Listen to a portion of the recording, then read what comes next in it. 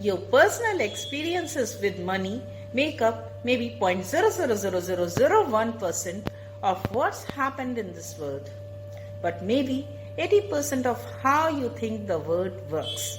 Hello everyone, I am Shivani Gupta and I welcome you to the launch of the book The Psychology of Money by Morgan Housel. This book is a terrific read to develop your relationship with money. Unlike other financial success books, this one does not state specific tactics or formulas for financial success. It rather dives into the mental models and behavior that shape and ultimately have an indirect influence on a lot of our financial success. Let's start with the first chapter named No One's Crazy. In this first chapter, Morgan explains that no one is crazy about the fact how one manages his or her money. Everyone comes from a unique background and his or her own experience of how the world works. People do some crazy things with money, but no one's crazy.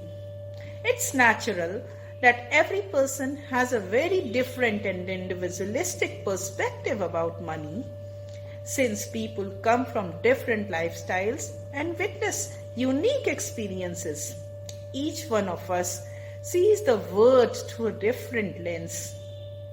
No amount of studying and open-mindedness can genuinely recreate the power of fear and uncertainty.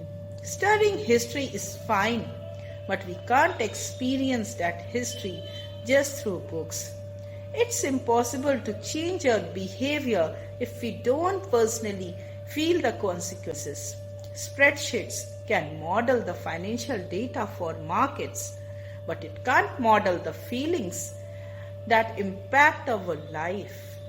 Economists found that people's lifetime investment decisions are actually based on the experiences those investors had in their own generation, not intelligence, not education. Just dumb luck of what and where you were born. For example, if you were born in 1970, the S&P 500 index increased almost tenfold, adjusted for inflation, during your teens and 20s versus it was flat if you were born in 1950. If you were born in 1960s America, inflation during your teens and 20s, your young years, when you were developing a base of knowledge about how the economy works, Saint priced up more than threefold. But if you were born in 1990, inflation has been so low that for whole life that it's probably never crossed your mind.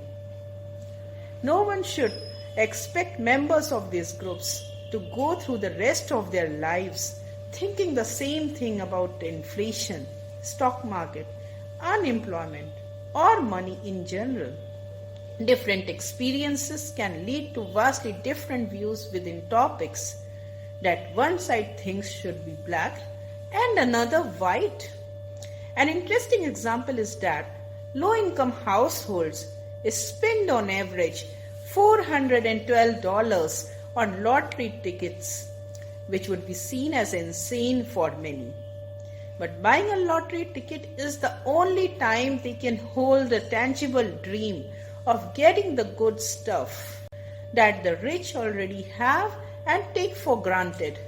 They are paying for a dream which the rich are already living. With all this, we can understand that we all do crazy stuff with money because we are relatively new to this game, and what looks crazy to you might make sense to me. This brings us to an end of the first chapter. Stay tuned for the next video. Thank you.